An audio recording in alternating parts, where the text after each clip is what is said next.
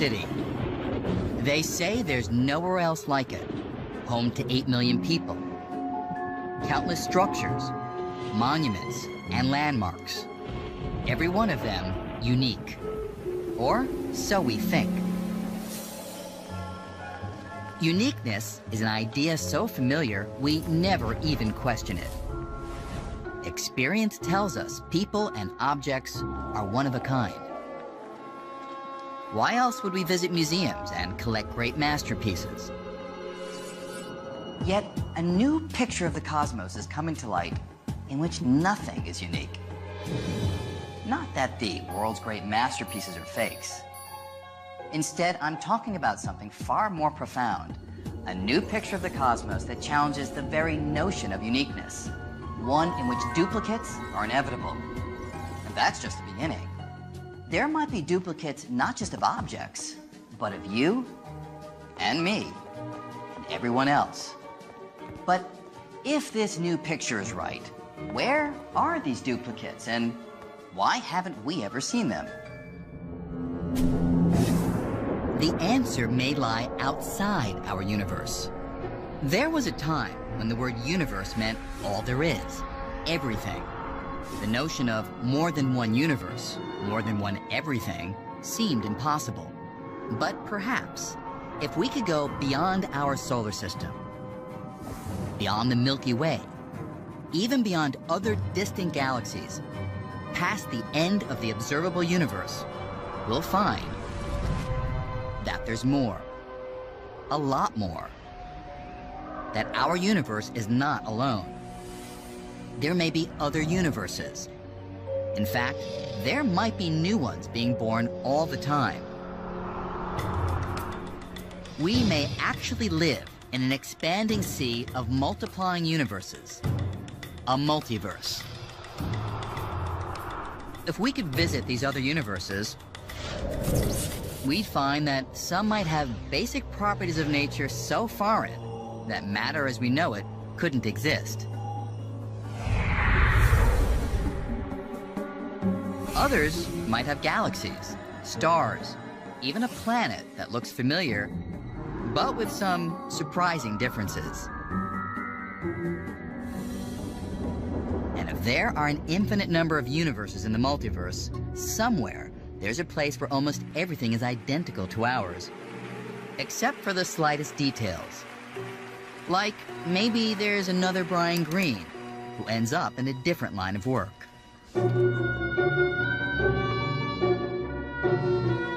If the multiverse is indeed infinite, then one is going to have to confront a lot of possibilities that are very hard to imagine. There'll be other places where there'll be Alan Goose who will look and think and act exactly like me, as well as many where there'll be Alan Goose who look and think almost exactly like me, but with some small differences. Is it science? Is it a part of metaphysics? Is it just philosophy? Is it religion? Physicists tend not to ask those questions. They just say, let's follow the logic. And the logic seems to lead there.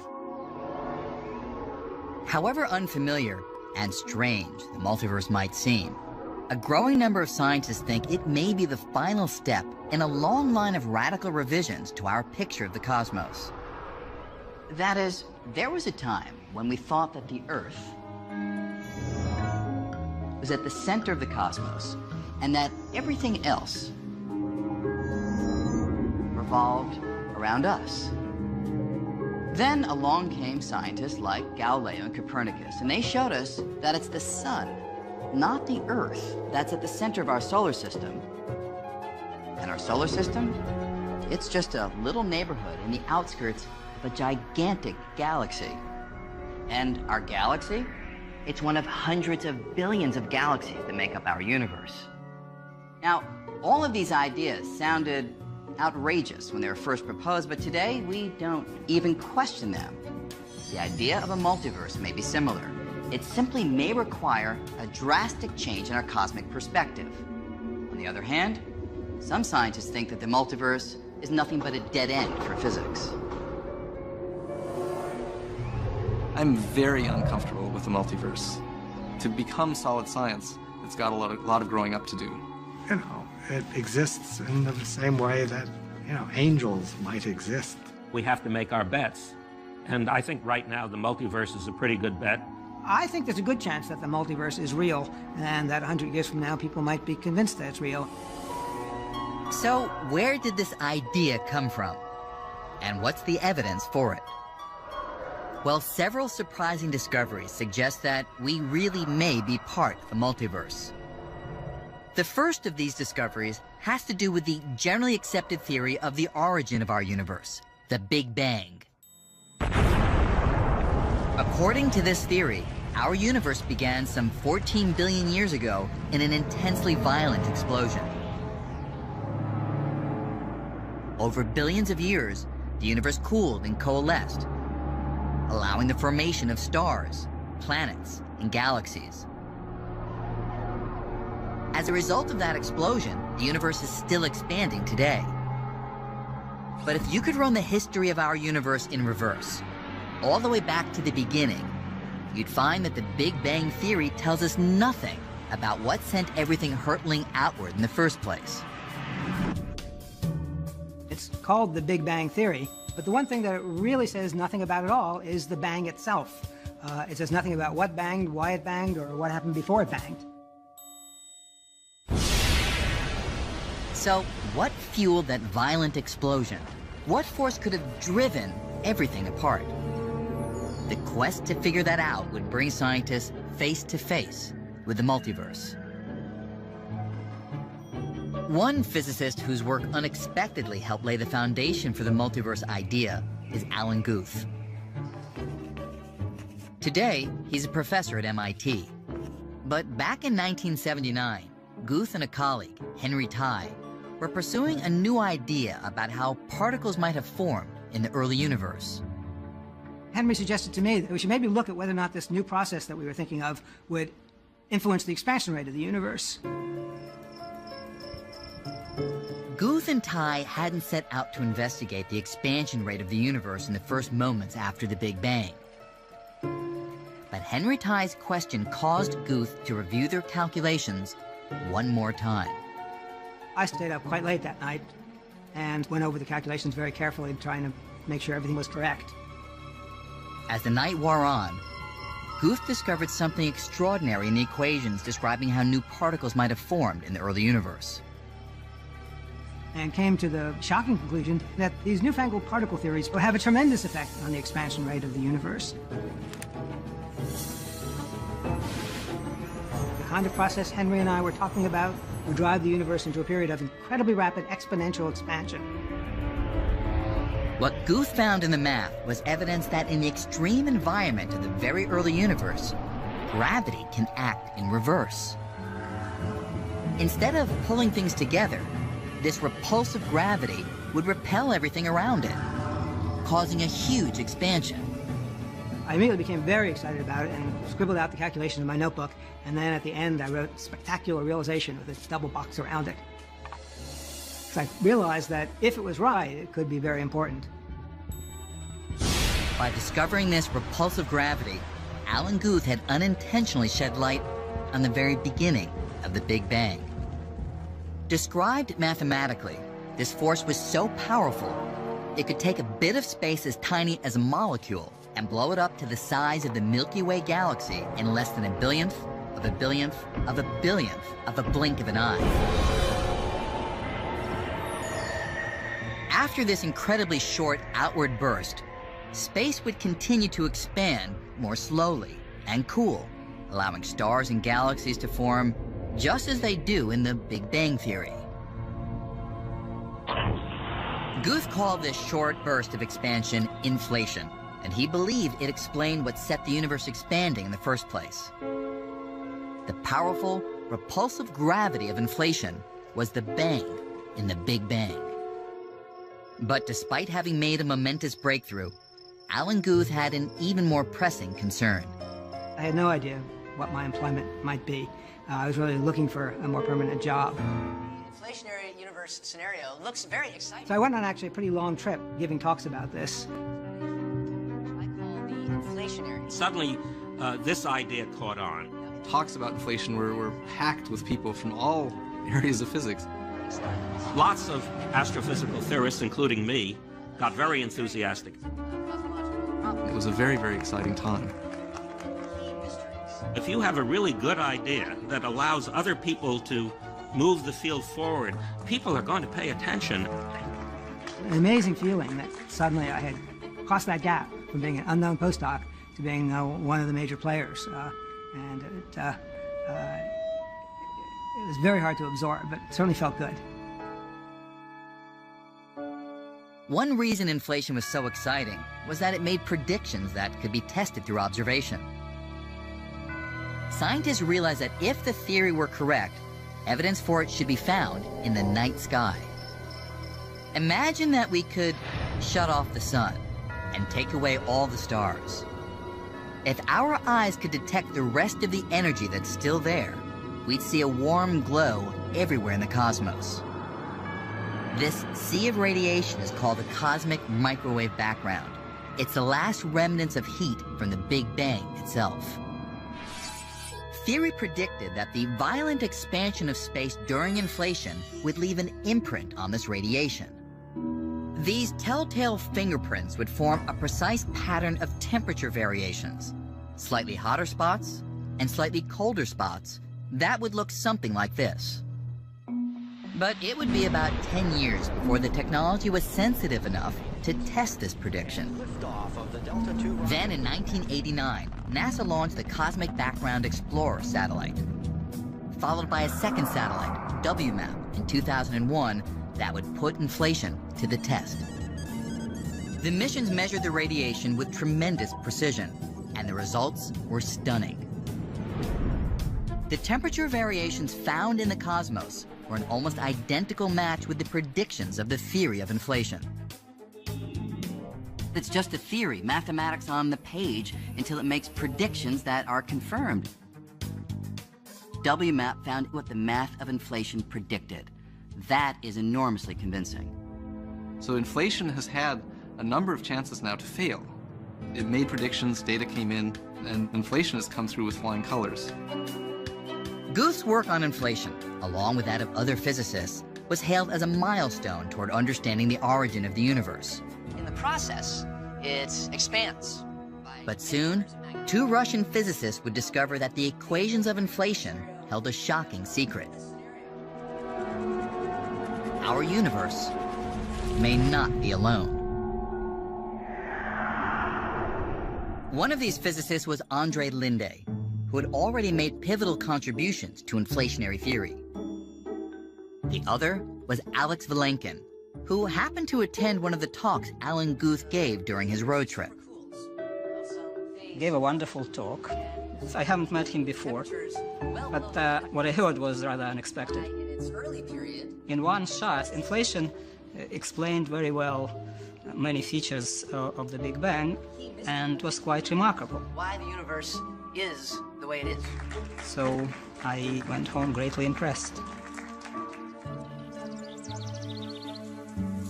Alex Vilenkin was so impressed that for months afterward, he couldn't stop thinking about inflation. Usually I have my thought of the day in the shower, which I tend to take long.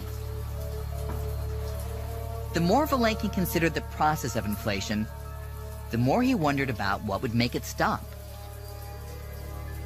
How would a region of space transition out of inflation? What exactly would happen at the moment inflation ends? As I thought about it, it turns out that the end of inflation doesn't happen everywhere at once. Vilenkin suddenly realized that if inflation doesn't end everywhere at once, then there's always some part of space where it's still happening. So in this picture, the Big Bang is not a unique event that happened. There were multiple bangs that happened before ours, and there will be countless other bangs that will happen in the future. It was a striking and unexpected new picture, in which inflation would stop in some regions, but always continue somewhere else. New Big Bangs are always occurring, and new universes are always being born, yielding an eternally expanding multiverse. Linde and Vilenkin in particular pushed the idea that inflation might never end, that this ballooning process could happen over and over again, giving one universe after another after another. So, was this a revolution in science, or a theory that's full of holes? The idea became known as eternal inflation, and you can picture it something like this. Imagine that this block of cheese is all of space before the formation of stars and galaxies. Now, according to inflation, space is uniformly filled with a huge amount of energy, and that energy causes space to expand at an enormous speed. As it does, here and there the energy discharges, sort of like a spark of static electricity. But this is like static electricity on a cosmic scale. And when it discharges, all that energy is rapidly transformed into matter in the form of tiny particles. That process is the birth of a new universe, what we have traditionally called the Big Bang. Inside these new universes, which are like holes in the cheese, space continues to expand, but much more slowly. And sometimes galaxies, stars, and planets form, much as we see in our universe today. Meanwhile, outside of these new universes, the rest of space is still full of undischarged energy and is still expanding at enormous speed. And more expanding space means more places where the energy can discharge into more Big Bangs and create more new universes. And that means this process could go on forever. In other words, when it comes to eternal inflation, that cheese is more like Swiss cheese, in which new universes endlessly form, creating a multiverse. The multiverse, a profound implication of eternal inflation. But as Alex Vilenkin would soon learn, one that would not be easily accepted.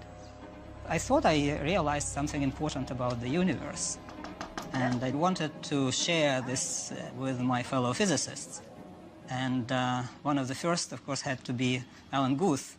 Now, we know that quantum fluctuations in the scalar field are different in different regions in space.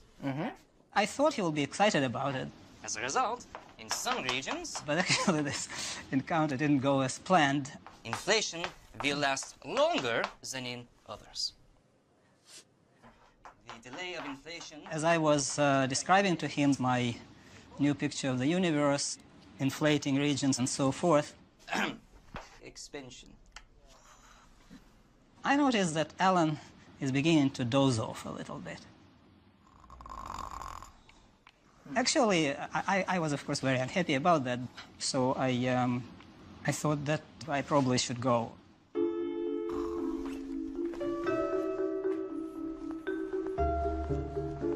One problem with the concept of a multiverse was that there seemed to be no way to detect it. Not only is each universe expanding, but so is the space in between them. And that means that nothing, not even light, can travel from any of the other universes to reach us. Physicists did not really respond very well to this idea of eternal inflation. Once I said that I'm going to tell them something about things beyond our horizon that cannot in principle be observed, most of them just lost interest right there. Alex Vilenkin thought he was onto something big, but others were skeptical. So Vilenkin reluctantly tried to put his work on eternal inflation out of his mind. Who wants to talk about a universe you're never going to see? The multiverse can't make predictions. It can't be tested. You could make the case that it's not really science. How can you ever be confident of it when you can't see the other parts of the multiverse? We can only see our little patch, our little expanding cloud of galaxies. How are we ever going to know? You can't prove the multiverse exists. It's not wrong. You can't prove that it doesn't exist. So why should we believe it? Alex Vilenkin tried to stop thinking about the multiverse. With no hard evidence to support it, the idea seemed to have hit a dead end. Many people thought that it's just not science to talk about things that you cannot observe. So I did not return to the subject for almost 10 years. Meanwhile, Vilenkin's Russian colleague Andrei Linde kept the flame alive. He had independently come up with his own version of eternal inflation, but unlike Vilenkin, he would not be deterred. Maybe I am a little bit more arrogant. When I got the idea for this multiverse, I understood that this may be the most important thing which I ever do in my life. And then if somebody doesn't want to hear it, that's their problem. Linde published more than a dozen papers, but his work would meet an equally chilly reception. It seemed no one wanted to hear about the idea of a multiverse.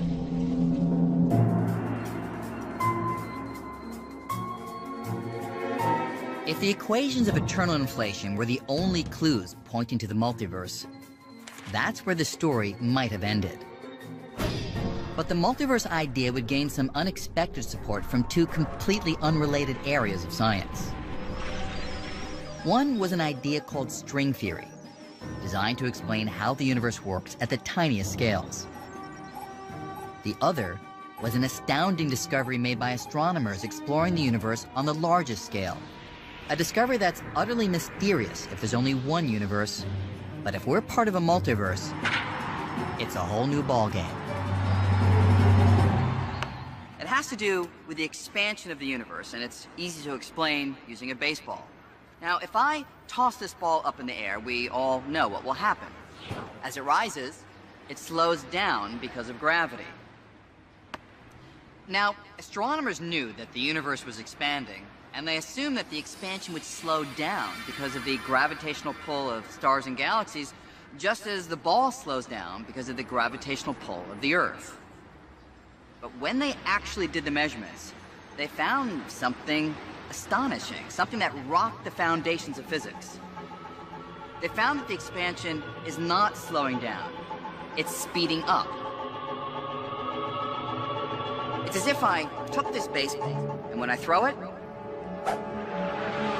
instead of slowing down as it rushes away, it speeds up. Now, if you saw a ball do that, you'd assume there's some invisible force that's counteracting gravity, pushing on the ball, forcing it to speed away ever more quickly. Astronomers came to the same conclusion about the universe. That some kind of energy in space must be pushing all the galaxies apart, causing the expansion to speed up. Because we don't see this energy, the astronomers called it dark energy. It's among the most important experimental discoveries ever in the history of science. It took most of us completely by surprise. And so we're still trying to come to grips with that. Discovering that dark energy is pushing every galaxy in our universe away from every other at an accelerating rate was shocking enough. But even more surprising was the strength of that dark energy. For over a decade, scientists have been unable to explain why such a peculiar amount of it exists in empty space. But that mystery seems easier to resolve if we're part of a much larger multiverse. Now, the idea that space contains any energy at all sounds strange. But our theory of small things like molecules and atoms, the theory called quantum mechanics, tells us that there's a lot of activity in the microscopic realm, activity that can contribute in energy to space. And according to the math, the amount of energy generated by that microscopic activity is enormous. The problem is, when astronomers measure the amount of energy that's actually out there, the amount of energy required to force the galaxies apart at the accelerating rate that's observed, they get a number like this. A decimal point followed by 122 zeros and then a 1. An incredibly tiny amount, very close to zero, and nothing at all like what the theory predicted. In fact, it's trillions and trillions and trillions and trillions of times smaller. Colossal mismatch. We have tried everything to explain why the dark energy is as small as it is. We have tried everything, and everything fails. Hopeless. I once called this the worst failure of an order of magnitude estimate in the history of science.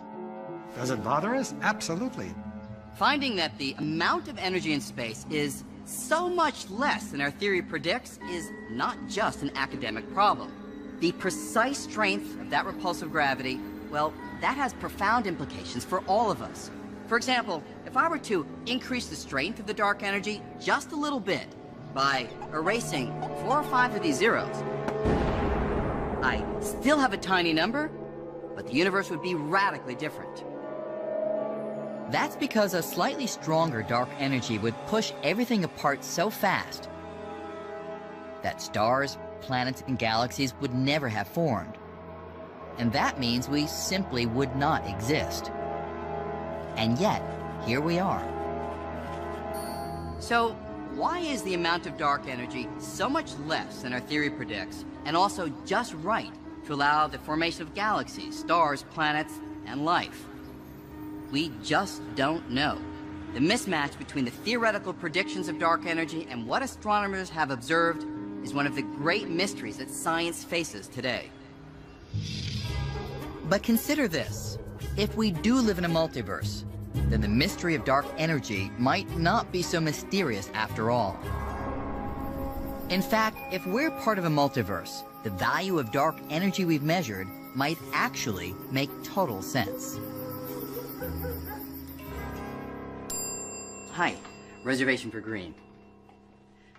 To see how the multiverse might solve the dark energy puzzle, imagine you're checking into a hotel and you get a room number like this. 10,000,001. Thanks. Enjoy your stay. 10,000,001 would seem like a pretty strange room number, and getting a room number like this would be surprising, much as the value of dark energy in our universe is a number that scientists have found surprising. But here's the thing. If this hotel had a huge number of rooms, say billions and billions, then getting room number 10,000,001 wouldn't be so surprising. In a hotel this big, you expect to find a room with that number. Similarly, if we're part of a multiverse with a huge number of universes, each with a different value of the dark energy, then you'd expect to find one with a value as small as what we've measured.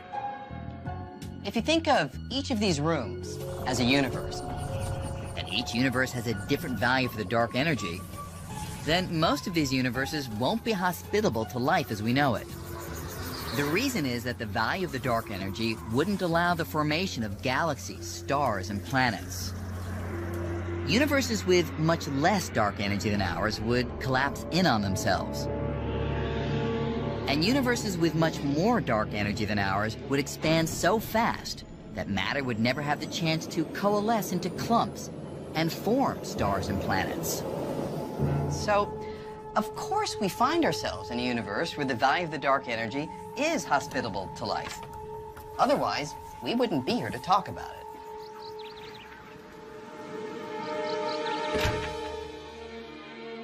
So, if we're part of a multiverse, the mystery of dark energy becomes not so mysterious. But there's a piece of the puzzle missing.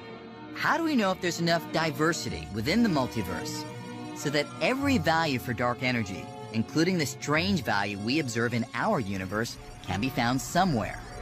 The answer would emerge from an entirely different area of physics.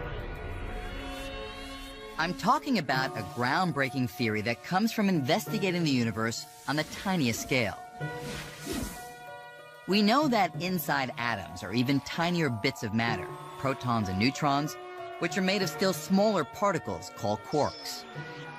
But physicists realize that this might not be the end of the line. These subatomic bits might actually be made of something even smaller. Tiny, vibrating strands or loops of energy called strings.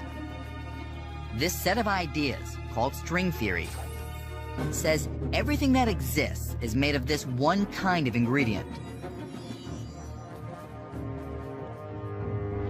And just as a single string on a cello can produce many different notes depending on how it vibrates, strings can take on different properties depending on how they vibrate, creating many kinds of particles. From this theory came the promise of elegant simplicity, a single master equation that would explain what we see in the world around us. String theory would be beautiful, it would be elegant, and calculation from that very simple theory would produce the world as we know it. But for this beautiful theory to work, there was a catch. The math of string theory required something that defies common sense. A feature that would open the door to the multiverse. Extra dimensions of space. We're all familiar with 3 dimensions of space: height, width, and depth. But the math of string theory says these aren't the only dimensions. The mathematics works only if the strings move and vibrate, not just in the 3 directions that we see, but in those and, say, 6 more, 9 space dimensions in all.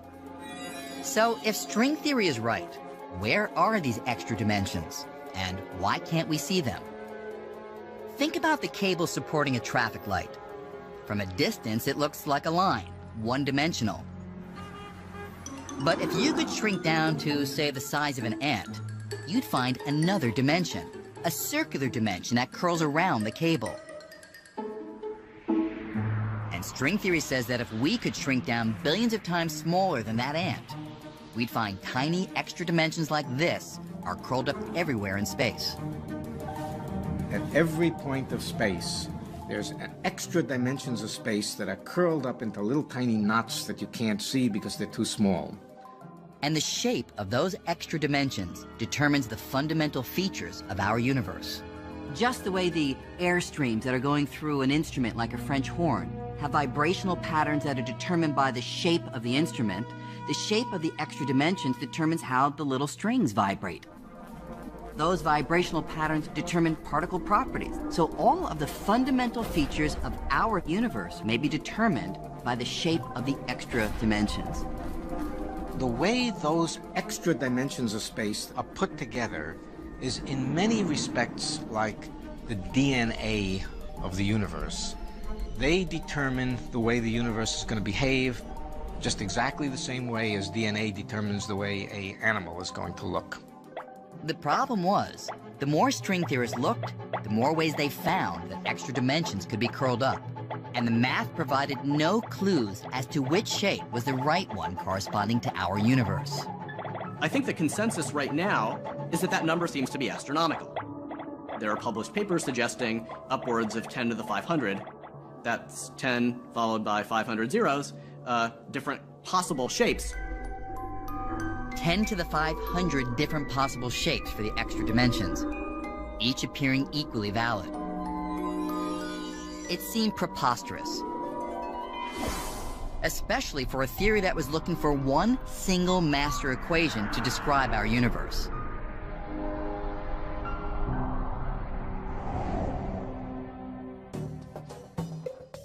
But then it occurred to some string theorists that perhaps there was a different way to look at the problem. And this different perspective would breathe new life into the idea of a multiverse. 10 to the 500 different string theories. This sounded like a complete disaster. What good is it to have a theory that has 10 to the 500 solutions? You can't find anything in there. Well, that left string theorists somewhat unhappy, somewhat depressed. My own reaction to it at the time is, this is great, this is fantastic, this is exactly what the cosmologists are looking for. Enormous diversity of possibilities. Don't be unhappy about this. This says that string theory fits extremely well with cosmology and with all the interesting ideas about multiverses. Turning what seemed like a vice into a virtue, some string theorists became convinced that the multiple solutions of string theory might each represent a real and very different universe. In other words, string theory was describing a multiverse, and an extremely diverse one at that. To everyone's surprise, string theory was actually quite readily describing huge numbers of different kinds of solutions, each of which corresponds to a possible universe. So we just got this multiverse for free. Both from string theory and from inflation, you have these universes that are produced. These different universes would all naturally have different amounts of dark energy. In fact, according to the math, the amount of dark energy would span such a wide range of values, from universe to universe, that the strange amount we've measured would surely turn up. String theory, without even trying, solved that problem. So, over a decade after Linde and Vilenkin had come up with their ideas about eternal inflation, the multiverse was revived. 3 lines of reasoning were now all pointing to the same conclusion. Eternal inflation, dark energy, and string theory.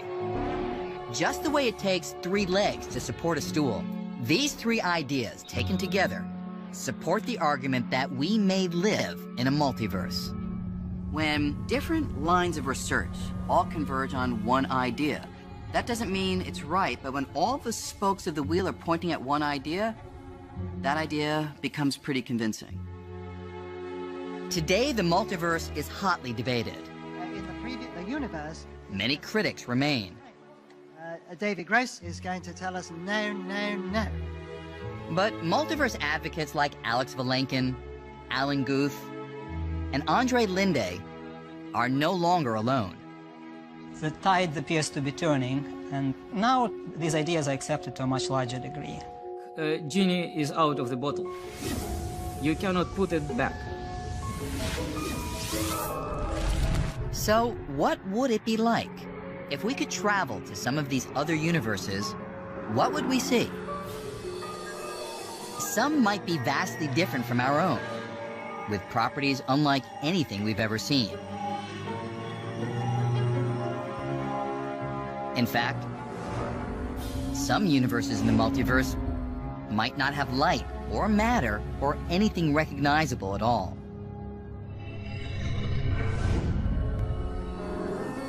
And there might be other universes with features not unlike the familiar ones we know, but where life takes a completely different form, perhaps communicating in ways we'd find utterly bizarre. And the math shows that if we were able to visit enough of these universes, we might eventually find ones like ours, with a Milky Way galaxy, a solar system, and an Earth. Except with some slight differences. In one, maybe the asteroid that killed off the dinosaurs 65 million years ago missed, and evolution charted a new course.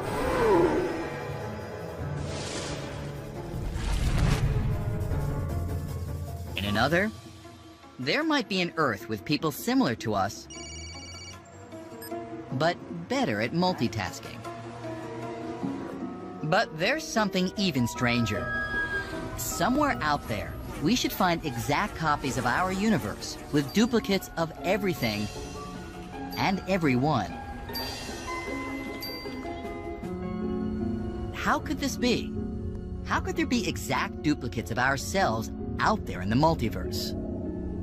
To see how, take this deck of cards. It's made up of 52 different cards, and if I deal them, everyone will get a different hand. But over the course of many, many rounds, eventually, some of the combinations will start to repeat. That's because with 52 cards, there's a limited number of different hands you can deal. So if you deal the cards an infinite number of times, then repeating hands are inevitable. And in the multiverse, a similar principle applies. That's because, according to the laws of nature, the fundamental ingredients of matter, or particles, are kind of like a deck of cards. In any region of space, they can only be arranged in a finite number of different ways. So, if space is infinite, if there are an infinite number of universes, then those arrangements are bound to repeat. And since each one of us is just a particular arrangement of particles, somewhere, there's a duplicate of you, and me, and everyone else. This can be shocking. It could be that in another universe I was a rock star and my life is much better, or much worse, depending on your opinion of rock stars. That means all those things that I've never found time to do are maybe being done by some copy of me somewhere else. I was rather depressed, actually. This picture robs us of our uniqueness. It is a consequence of the ideas, and the ideas seem very well motivated. Yet critics argue the multiverse is just too convenient an explanation for things we don't understand, like the tiny value of dark energy in our universe and the huge number of possible shapes for the extra dimensions in string theory. The problem with that kind of reasoning is that it doesn't explain why dark energy is the way it is. It just says it's random chance. I don't find that satisfactory. You can apply this kind of reasoning anytime you don't have a better explanation. On the other hand, supporters of the multiverse point out that sometimes a better or deeper explanation for the way things are simply does not exist. Take, for example, the Earth's orbit around the Sun. We find ourselves at a distance of 93 million miles, perfect for life. If we were much closer to the Sun, our planet would be too hot for life as we know it to exist. And if we were much farther from the Sun, it would be too cold for life. So why are we in this sweet spot? Well, starting in the late 1500s, the famous astronomer Johannes Kepler asked that very question. And he spent years trying to find a physical reason, some law of nature that requires the Earth to be 93 million miles from the Sun. But Kepler never found it, because it doesn't exist. There isn't any physical law requiring the Earth to be 93 million miles from the Sun. It's simply one possibility of the many you'd expect to find in a universe we know is full of solar systems. You might think it was an extraordinary accident. It's not. It's just that there are a lot of planets out there. Similarly, some suggest that the true explanation for many of the fundamental features of our world will elude us if we don't consider the possibility that we live in a multiverse. Clearly, if we had a good physical reason, that would be great, and we would understand it. We'd be much happier. We may have to live with that. There's no principle built into the laws of nature that say that theoretical physicists have to be happy. It's a hypothesis. It's the leading hypothesis because nobody has another hypothesis which makes as much sense. The multiverse, a tantalizing possibility. But with no experimental evidence, should you believe it? We can't believe in anything until there's observational or experimental support. But what we have found over the last few centuries is that mathematics provides a sure-footed guide to the nature of things that we haven't yet been able to see, observe, or experiment with. Math predicted things like black holes and certain subatomic particles long before we ever observed them. And math is suggesting that there may be these other universes. That doesn't mean it's right, but often it's leading you to a deeper understanding of reality. If you choose not to believe it, that's perfectly fine, because we have not given you any evidence yet. And one of the wonderful things about science is it's about evidence, it's not about belief. And some scientists now think we might just be able to find that evidence. They propose that if our universe and another were born close together, the two might have collided. That collision could have left its own fingerprints, ripples in the cosmic background radiation, the heat left over from the Big Bang. My guess is, yes, that in 100 years we will know one way or another whether these ideas are right. 100 years from now, it may be an amusing historical episode. We don't know.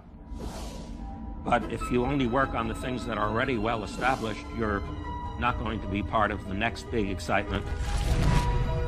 If we do verify the multiverse, it would change our perspective much as Copernicus did 500 years ago when he showed that the Earth is not the center of the cosmos. And some might say that if our universe is just one of many, our descent from the center would be complete. Regardless, I think it's more important just that we're so lucky that we can understand the universe. I think it's a great ride, and I think it's really good for physics that we have this tension. I don't know where I'm going to end up. So, what does this all mean? Are there infinite duplicates of you and me and everything existing right now in an infinite number of other universes? Is the multiverse the next Copernican revolution? We don't know, at least not yet. But if the idea that we live in a multiverse proves true, we'd be witnessing one of the most exciting and dramatic upheavals to our understanding of the fabric of the cosmos.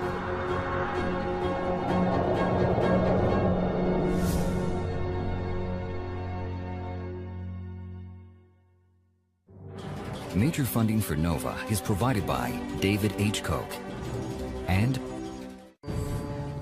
Discovering New Knowledge, HHMI,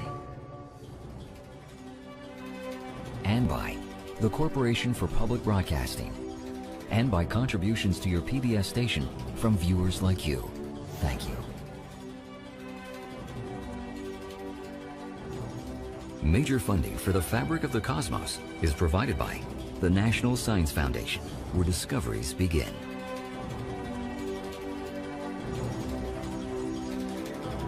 And the Alfred P. Sloan Foundation, supporting original research and public understanding of science, technology, engineering, and mathematics. Additional funding is provided by the Arthur Vining Davis Foundations, dedicated to strengthening America's future through education. The U.S. Department of Energy's Office of Science, and the George D. Smith Fund.